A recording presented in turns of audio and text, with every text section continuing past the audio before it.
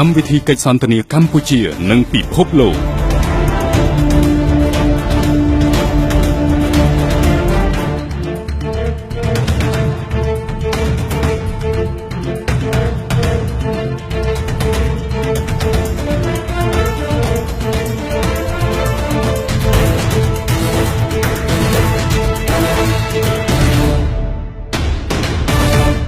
Good evening, Excellency, ladies and gentlemen. Welcome once again to Cambodia Global Dialogue, Southeast Asia TV. Tonight I have the opportunity to have Stephen Path one more time coming back. I think a few months ago we have an opportunity to discuss with him, but him more wearing his hat as the president of the ICT Federation. But tonight we will focus more on his activity, in the industry itself, the ICT industry itself, and how, his work through his company could help develop the ICT industry itself, whether in what's called outsourcing, whether it's building the capacity of software engineer, that sort of thing. So I look forward to a very good discussion. Stephen, welcome back. Thank you very much. It's a pleasure to be here. All right. Last time we talked quite a bit on the macro aspect of the industry, right? The federation, Yes. what's doing, and you've been the head of federation a year already, right? Almost a year now. Almost a year, okay. But I received this morning in my email that you're about to launch your special app, something like this. But that's something that you can tell us later on. But today I want, like I say, to discuss a bit the opportunity in the industry, the ICT industry. Perhaps you can paint a bit the macro picture, a bit, how big the industry, how big the sector, that sort of thing. Yeah. Sure. So we're actually very, very excited, where we're at in the ICT industry today in our country. When I arrived here 8 years ago, just put it in perspective, there were only about 28,000 internet users. Mm-hmm. No one really heard of Facebook. No one really knew how to use email or use Google as a resource for research. But fast forward that, 8 years later into today, in 2017, we have now over 7 million online users. That's an explosive growth from 28,000 to over 7 million online users.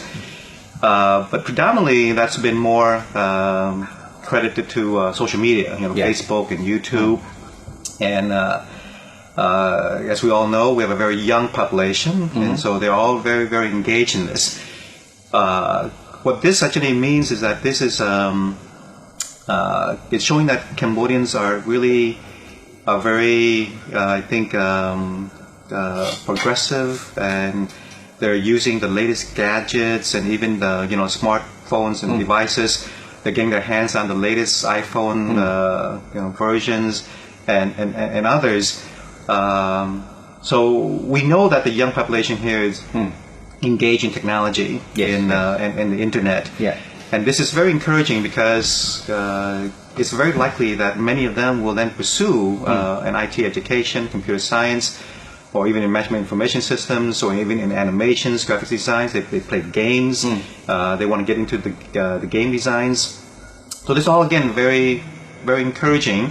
So in other words, what you're saying is that the country, I would say, economic liberalization, this openness, enable the infrastructure to be put in place that enabled, consumer in this case, to benefit from all these latest gadgets. Yes. And it just happened that all these gadgets are providing a sort of tool for them to use. That's how they become 7 million users using Facebook. Yeah, exactly. And looking at the ICT infrastructure of our country, right now it's actually very strong. Even the internet, the access. In the past, we've always relied on a pipe coming from Vietnam. Yes. So that's through a terrestrial line, and from one country, that gets their internet somewhere else, and then we piggyback off of that line.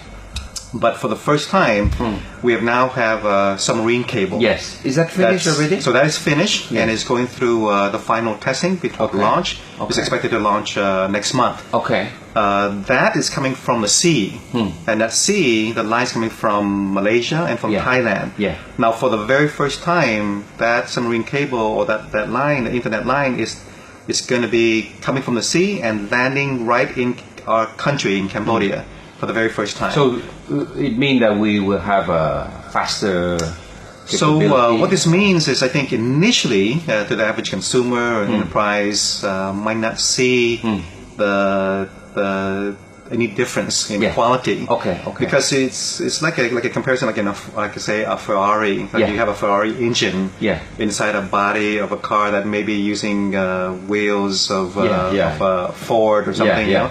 It so has to be very complete. It's not just the engine, but you have to have the outside and everything also to be, with a premium infrastructure. Yeah. So, but it's at least sets the base that we can now expand to significant bandwidth. Okay. Today, it's estimated that our country is only consuming a pipe of about 200 gigabytes. Actually, that's very, very small pipe. But the submarine cable, the capacity is up to 30 terabytes. Wow. And initially, it's only about half a terabyte that's going to open. So in other words, with that massive infrastructure, the industry can just thrive, right? Yeah, that's what's great about it. It's not just how we can see the speed difference today, but it's really for the expansion for the next 10, 20 years. Our country will consume more and more content online. Yes. And that would mean more big data. Yes. But these are things that are not happening today in our country, but it's coming. So how do you see the ICT industry market itself? How big is it for a small country like Cambodia? Yes. Let's be real. So right now our country is predominantly, I think, in ICT industries is heavily driven by the telcos. Okay. The telcos and ISPs. The other sectors like the hardware resellers, the software solution providers, they're relatively small right now, but we see that's where more of the growth to be. The telcos, ISPs, I think they're now looking at about 10% growth. Yes. Overall, what we see is an ICT industry valued at about $850 million annually, and more than 700 million of that is coming from the telcos and ISPs. Okay. We're very close to the $1 billion mark. All right. Which we expect to hit within the next 2 years. Okay. So the ripple effect is quite felt, because with all this volume. So in terms of the industry itself, ICT firm, how many you think? I mean, correlation-wise with different. We don't have a true statistic yet, right? Because the ministry have not registered them. Right. But from your ICT Federation, how you correlate different sources? How many do you think we have? So by talking to various sources, the best thing we can do is really just extrapolate the number. And today we estimate anywhere between 300 and 400 ICT-related businesses. Okay. So we take the average, that comes up to be approximately 350 companies. By related, you mean what? So it will be the telcos, ISPs, the hardware resellers, the data centers, software solution providers, systems integrators. So they're all part of this ecosystem. Yeah, they're part of the ecosystem. And the government is actually this year is being more proactive about this. They will implement an ICT licensing regime that will require all ICT businesses in the country to register with NBTC. And then when they register, what type of business they're doing, how many staff they have. So all this will help us to determine more of the industry stats that are more, based on hard numbers, facts. Okay, so you think with all this, a lot of problems that are here, not just in this industry, right? But people always say, "Oh, Cambodia is lacking human resources," sort of thing. and particularly in a technical skill like that. What's your impression of the ICT skill factor in Cambodia now? So when I look at the IT skill, I compare it, say, when I was in the U.S. Yeah. Worked for many companies, and there were many software developers on my team. In Cambodia, I would compare where the technical skill can rival the American counterparts. Or even when we do partnerships in Singapore and Malaysia, we, the Cambodians here, are very talented, very smart when it comes to software programming. Yes. So that means Java programming, PHP programming, or app development using Swift, and Android Studio. Cambodians have proven that can really do the technical work. Where we lack is really the soft skill. Okay. The soft skill mainly is when you look at, I think, our past, coming from our past, where I think Cambodians are not, I think, encouraged to innovate or independent thinking and critical thinking. So this is what we need to stress more. Okay. And I believe MPDC, when you launched the NIPTIC, NIPTIC is more emphasizing more on the soft skill development. What is NIPTIC? Sorry. It's an acronym, right? It's an acronym. Okay. Yes. Is that an institute? Yes, an engineering institute launched by Ministry of Post and Telecom. Okay. So hard skill can be trained, right? I mean, yes, can they be trained. They graduate from ITC, Institute of Technology Cambodia, right? Yes. But your view is that it's the lack of creative, the shyness of the Cambodian culture, that sort of thing, and perhaps the lack of encouragement when they're young to take. I think it's a bit cultural, no? Yes. Yeah.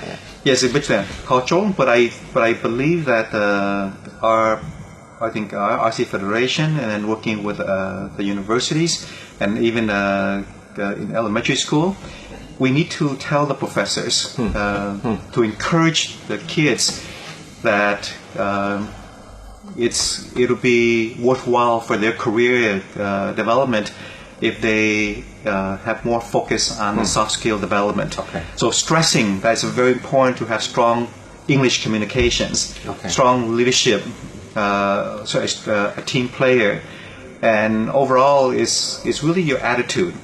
Is to make sure that you have the passion in everything that you pursue. Yeah. And another thing about many Cambodians is when they learn something, they study something, they play something, they think they may know it all. But you need a certain humility. Yeah, it's exactly.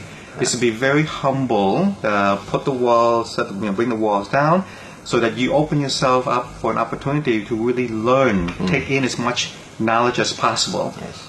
Even me, I'm 48 years old, and I feel like I still have so much more to learn. So imagine if you're only in your 20s. Yeah. but and more so in the field of ICT, the pace of change is so dynamic.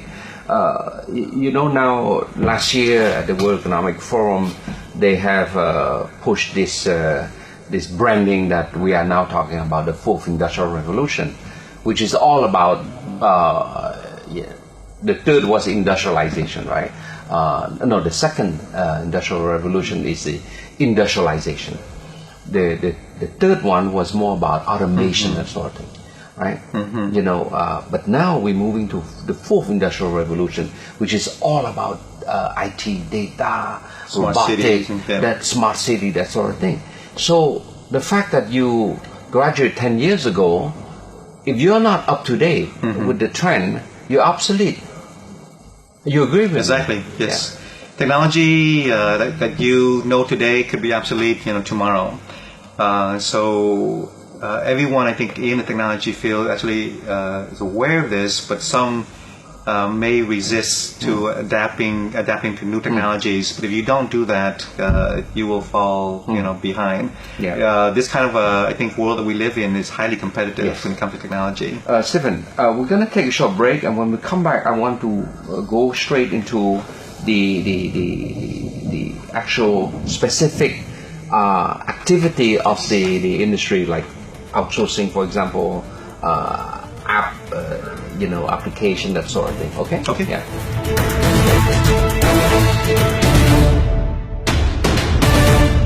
Share to the audience a bit what is the outsourcing industry here, and then you can delve a bit on what you currently are doing in that particular context. Sure. So in the past, many Western companies, so in Europe, Canada, United States, and when I lived in the US, many of the big companies outsource to India, to the Philippines. But this was about, say, 15, 20 years ago. IT outsourcing, I think, was necessary, and there was a huge cost advantage to go to India and the Philippines. But today, like 20 years later, there's no longer a cost advantage to go to India. The salaries have skyrocketed.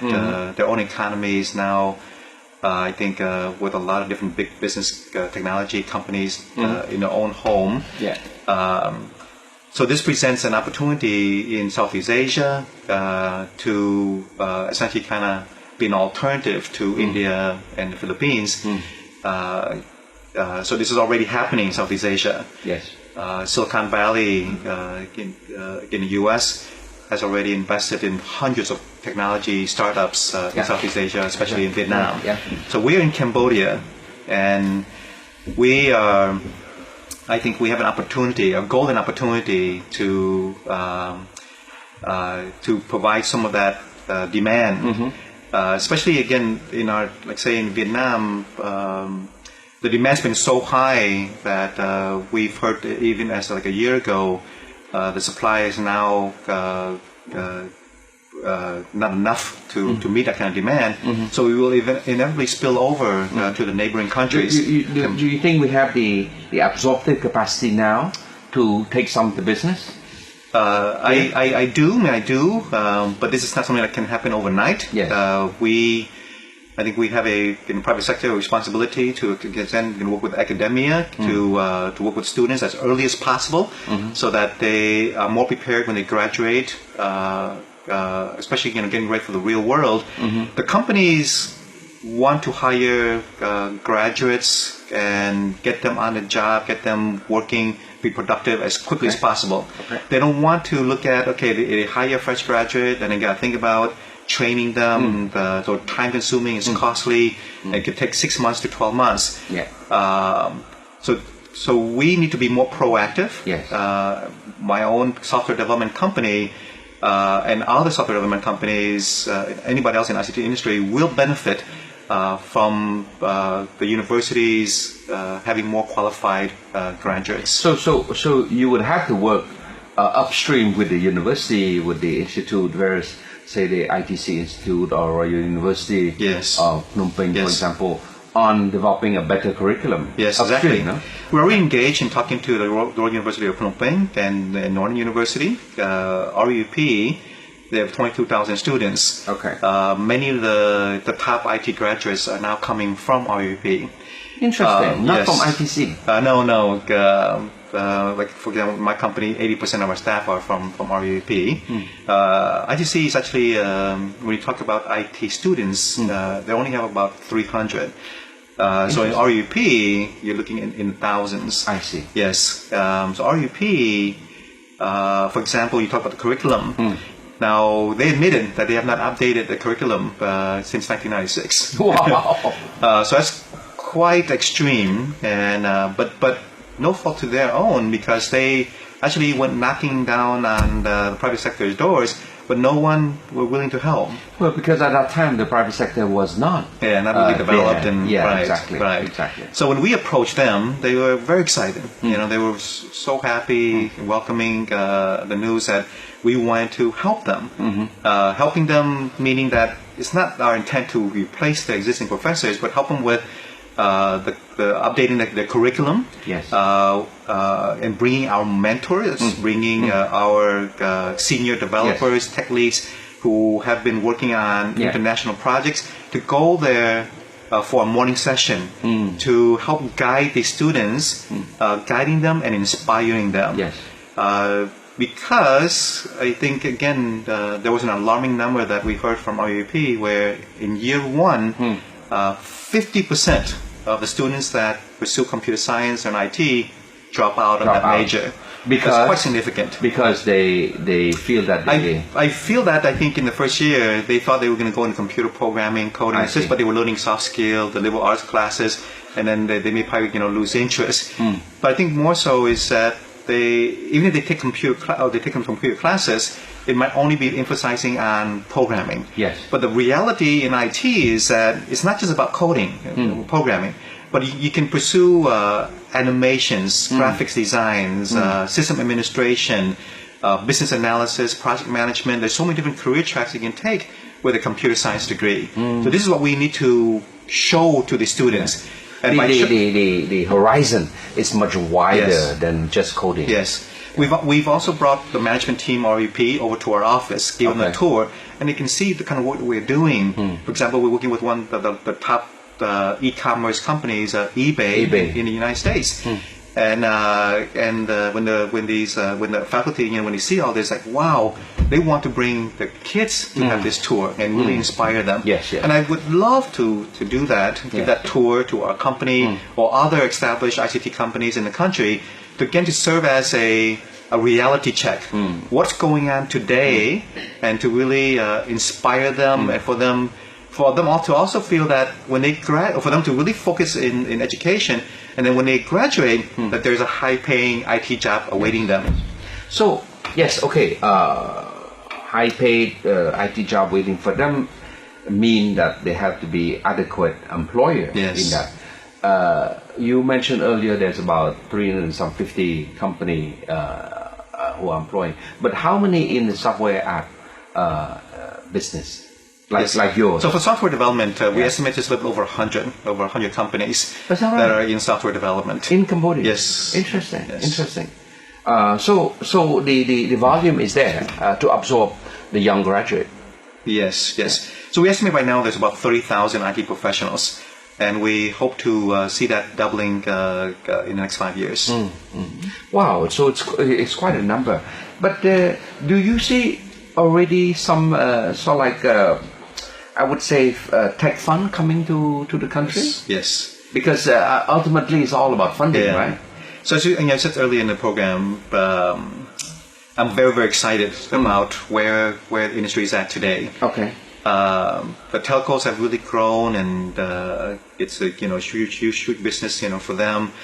But we feel that again the next stage is going to be in the software solutions, in the app, the commercial products of that. We do see that it's just me as being president of IC Federation and in my own company. We see a lot of interest coming from Japan, from Korea, from the US, from Canada. So the tech funds, we're seeing it's really coming. So the tech fund, there's multi-million-dollar tech funds that are launching in the next few months. And we also see angel investors, incubation centers, co-working space. This is an environment that's going to be conducive of... Now, how does tech fund operate? Are they looking for some young...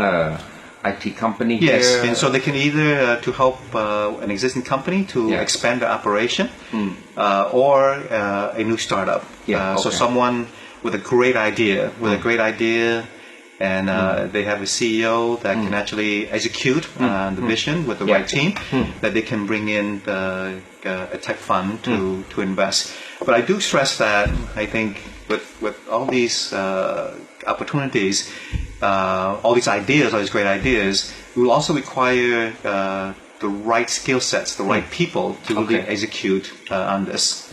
Yeah. So I mean, so you have human resource which are quite abundant, 30-some thousand. That's a lot of people. You have now employer who are ready, willing, and able to provide employment opportunity. You have tech fund coming in. How can you put all this together so that we can start attracting the tech giant? See? Yes. How do we get Google to come to Cambodia? How do we get Microsoft is here, Intel? Right. How do you go about that? Yeah, so with all these separate activities that are happening, that are all coming all together, that's very encouraging. So one idea, that we hope that we can make it happen in the next few years, is to establish a symbol or an icon that we're digital ready. So one way is to build a technology park, or specifically like a software park. Yeah. And this is a park that then can send a really strong message to the tech giants, to Google, to Microsoft, to Apple, and even Facebook. Yeah. If we have a technology park that house all these top companies locally and the multinationals, and this will send a really strong message to the world that we have a dedicated cyber park, technology park, that is like a sign of the beacon that technology has arrived in a big way in the country. So infrastructure-wise, you think Cambodia have the necessary backbone to support such an IT park or something like this? Yes, I think with the industry and the private sector, really coming together, I think the key partners coming together to set this up. Some of the key, I think, activities in a technology park like this is the first to establish a strong, an environment where this is going to be very high tech. So the fastest internet, the fiber optics, all the gadgets and technologies and everything to be in this park as a model, and then attracting the big technology companies, the multinationals as well as the local tech companies to be in this park. And then you have the incubation centers in here. You have the co-working space. So you have an area where then you can foster, research and development, where these young kids are all very excited about their ideas, but right now they don't have a place to actually to start.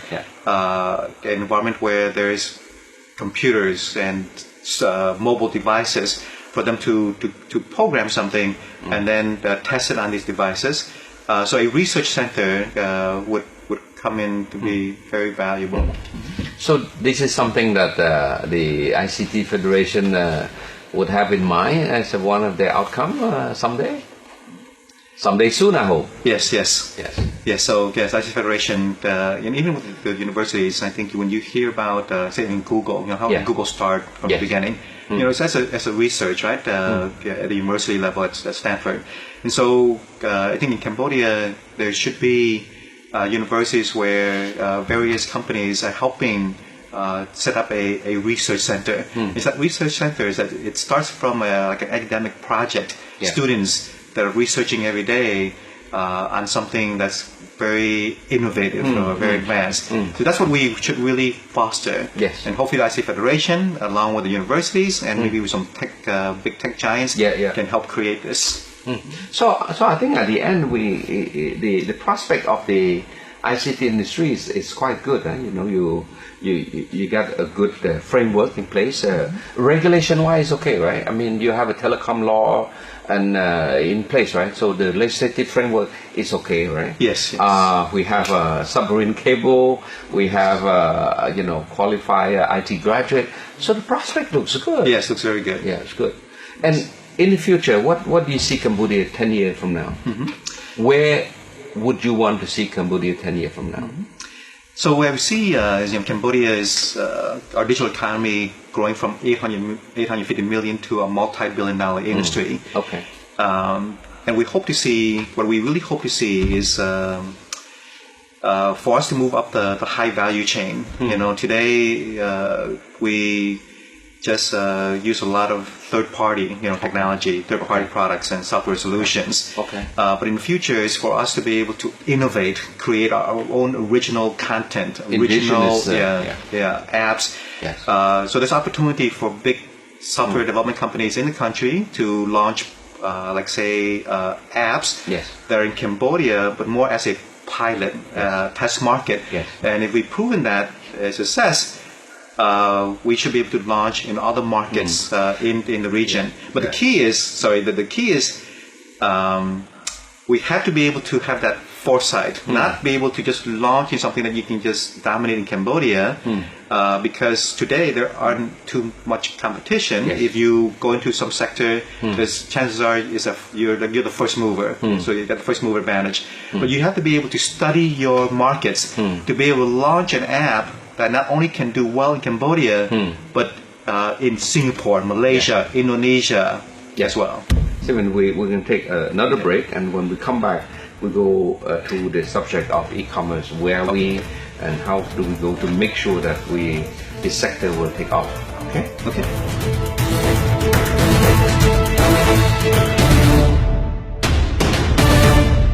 Stephen, it's great to have all this infrastructure, this fiber optic, this young graduate, that sort of thing. It's great. But ultimately, from me as a consumer perspective, right? I have a son who wrote a few books, and he said, Dad, I want to sell my book online, and I'm stuck. So e-commerce. Yes. What do you see?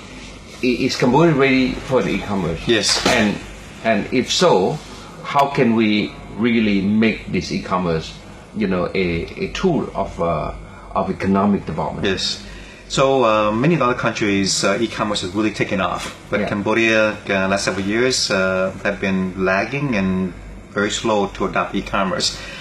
But our prediction is that in the next 12 months, e-commerce in Cambodia will explode, because we see that many of the I think the required mechanisms have all kind of really come together. Yes. It's taking us a few years to develop all this, but it's ready.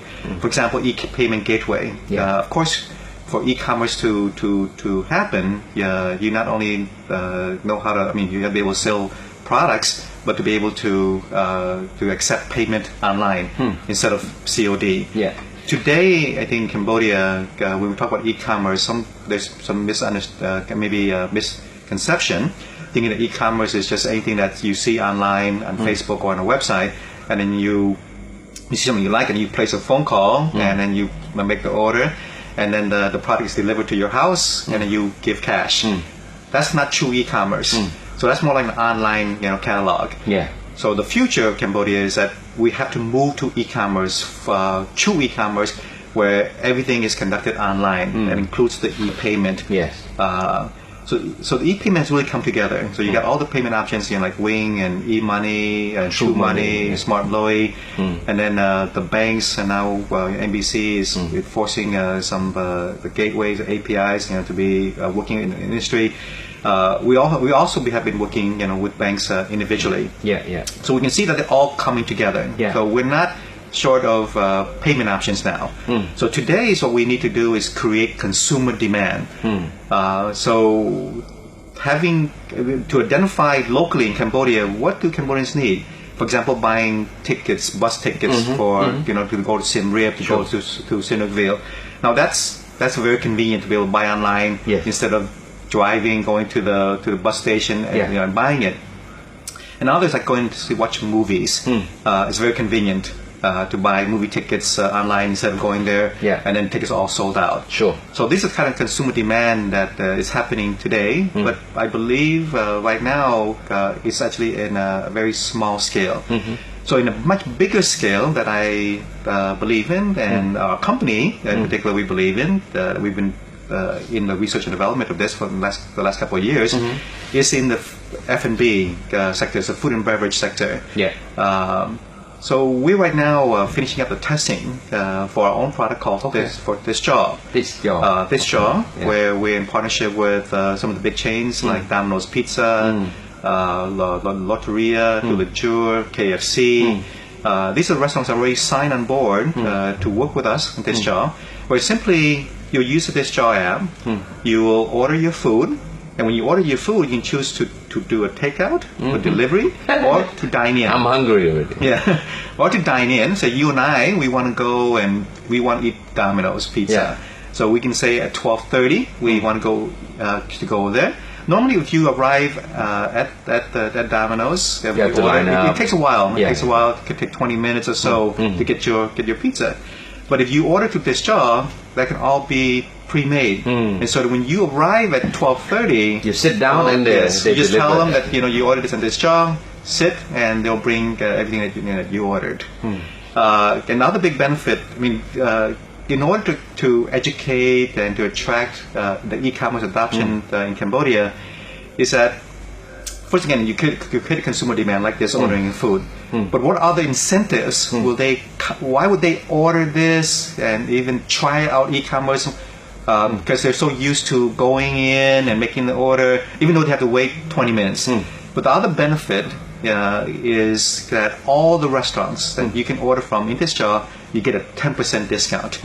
10% discount. And also every month we're giving away about $10,000 of coupons. So every order that's above $10, you'll have a chance to spin the wheel. Oh, cool. And you can win up to $25 in coupons. So I think you're very creative in that sense, and I think you need to be, because when you start something as novel as e-commerce like that, people, number one, they need to be excited. They need to believe. They need to see what it is, and to me, it's music to my ear, because I've been wanting to see e-commerce develop for a long time. Even when we negotiated the WTO at that time, way back 15 years ago, one of the goal is to push for the e-commerce, right? And I think now the market is sort of overtake the regulator. Because the e-commerce law is not adopted yet, but private sector, the ICT infrastructure, the ecosystem is in place, and it enable indirectly by using other regulatory framework, which is the payment system, right, which is regulated by the central bank, to move into that direction. I look forward to see the system, but I'm pretty sure that other people like me, I write a lot of books, my son write a lot of books, my wife write a lot of books.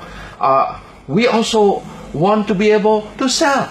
For us, it's our own little e-commerce world, right? But multiply me by God knows how many other people who have product, service that can be, sold online, right? With all this payment system, I think the opportunity is unlimited. Right, exactly. But then we need to work with IT professionals like you guys, to provide us the IT solution. Because we have products which are non-IT. But how do you guys, not just with me, but for many other businesses, how can you help them transform their business into an e-world? So what we hope to see, I think, with the launch of this job, being a mainstream e-commerce product, that it will be, it will help. What you just said, other products and services to be sold online, because the education part, or the e-payment part of it, Cambodians are still very concerned about that. But if we have something where people are incentivized, like we were saying, that we have the 10% discount, we have the contest. We have loyalty points that they can earn and redeem in prizes. We want to offer as many incentives as possible for them to try this out. Not only try out this job, but it's really try out e-commerce. And once they're comfortable with e-commerce, then they're more than, I think, willing to try out other e-commerce apps. You're right. But this app, right, have to be customized for different purpose, right? Yes. So that's why you need a very strong base of IT engineer, IT professional. Yes, very much. Very much. So I think Cambodia right now, there's really a limited group of professionals that would specialize in e-commerce. So I would suggest that any businesses that are considering to go online is to make sure that they find the qualified IT professionals that can assist them. And then especially again with the e-payment gateway, which our company also have been working on the e-payment gateway. So we're more than happy to help these companies that want to go online to set up the platform and as well as the e-payment gateway. So then they can just focus on selling their clothes, selling the electronics, whatever they want to sell online. Yes. Focus on that business. Yes. Don't worry about the hosting and the Sure. technical, the I agree. e-payment gateway. I agree. Let another part company to be their partner in setting this all up. I think Stephen, what you're talking here is about synergy. Yes, synergy. Everybody do what they do best. Yes. Right. You do best in the setting of the platform, the app. Other people do best in developing their product. But how do you bring all this together? Yes. So that ultimately, I like to see Cambodia being a active player, particularly now in ASEAN Economic Community. There's so much opportunity, Yes. not just in Cambodia. If, like you said earlier, if we can succeed in Cambodia, why can we not succeed in neighboring Laos Yes, or yes, Myanmar exactly. or Vietnam? Exactly. Why should it always be the other way around? Right. For last 20 years we've been on the receiving end of other Yes, people coming yes, in. yeah. Why can't we be now on the giving end Yes, to yes, the other? yes. That's the And- opportunity we have Yes. with this jaw. Like I said earlier, is that our business model for this jaw is not just for Cambodian market. Yes. But we built this and we've innovated this enough where we met with partners from Brunei, Singapore, Nepal. They believe that this jaw can launch successfully in those markets, Yes. and they've done their study. There's anything similar to this jaw. Yeah. So after we launch in Phnom Penh here in February 16th, that we actually can then within a couple of months we will also launch into those other markets. Sure. So we will again really for You the can first brand time. Cambodia. Yes, it's a Cambodian-made app. Yes. Where it's launching throughout Southeast Asia. Yes, yes. That's really exciting. Oh, that's great. That's great. Well, I'm excited about it, and listening to your description, I'm hungry. But so you find good traction, right? I mean, restaurant, everything. They like your. Yes. your- I mean, yeah. the restaurant owners, they love the idea where the customers can conveniently order. Especially, I think, with delivery, phone call, Yes. the communication, Yes. an expat foreigner, or so on the other end, it's maybe a Cambodian, and there might be some misunderstanding. In my experience in the past, when I place a phone call, an order, there's always a 150% chance that when I get the order, it's There'll be wrong. some- yeah. It's not. There's something wrong in the order. But here, Stephen, the issue of capacity building is very important, right? Because from what you explained, it looked easy from the consumer perspective, right? But behind that is a lot of effort to train the local Yes. restaurant Yes. staff, because at the end of the day, it's Yes. it's all about Yeah. how to use this technology there. Yeah, so we're working with, like, say, Domino's. We have to train all the locations. KFC, we got to train all the locations. The Tula Jewers and the Lotteria, fast food. Wow. We have to train all the staff. And by ordering from this job, it bypasses the line. All these restaurants are now trained to actually treat this job as like a VIP. So you bypass the lines. You guys are. I look forward to order some movie ticket. Yes. Online. Is that a reality yet? So actually, we have a product called Fan Now. Okay.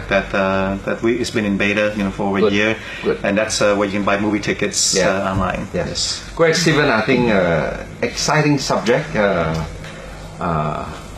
Looking forward really to see this e-commerce take off. But more than just e-commerce, I want to see Cambodia Yes. ICT industry to be a player in the ASEAN. Yes. And IT can help us skip the learning curve. It can help us be recognized. It can help us catch up with the neighbor. And that's where I want to close my dialogue with you today. Okay? Thank you very much. Thanks, Stephen. Thank you. Thank you. And good luck. Good luck for this show. Yes, thank you. Okay. Thank you. All right, so we're coming to the end of the show, and I want to say that I'm very encouraged. The future of Cambodia is very promising. From Stephen's description, we have a very thriving industry that in a couple of years we will hit the 1 billion mark. We start to have access to good investor, tech fund in the region, and in no time, I think the tech giant will be looking at Cambodia as a place to come. We have now submarine cable. The Federation, Stephen have idea about developing a technology park. So many things happening, and this is something that I want to end my dialogue today. Is that let's work together synergy-wise to make sure that Cambodia can position itself as ICT country center in the ASEAN region. Good night.